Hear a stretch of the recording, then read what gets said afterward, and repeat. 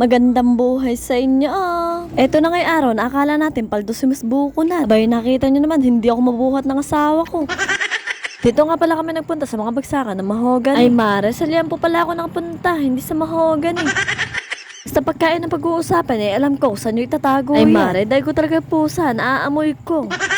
O siya Mare, balik na tayo sa Mahogany. Kaunti nga lang stock nila dyan kasi nga hindi madami.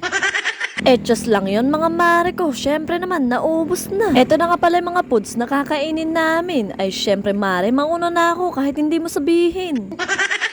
Ay, wag sana kayo madadala sa akin. Pero sanay na din kasi yung nag-imbita sa amin. Katapos kong tingnan yung mga pagkain dyan, syempre, kakain na ako. Sabi ko naman sa inyo, basta nagkukutom ako, kakain ako.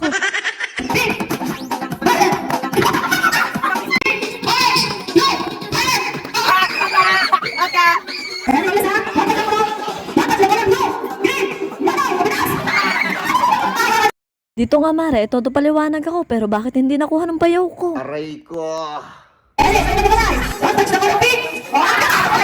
Kita nyo naman mare, isang kulay pa lang na-out na.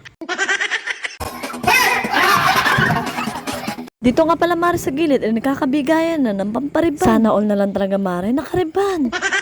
Habang may nag-aabutan mare, abay may nagpipilitan din. Nagkaanak ka ba naman na mas maldita pa sa'yo? O de sumuko ka no? Eto ngang huling game namin, Mare, pabilis sa magpatayo. Abay, Mare, naloka ako dito. Abay, natalo ng babae yung lalaki. Paano ba yan mga pare? Better luck next time.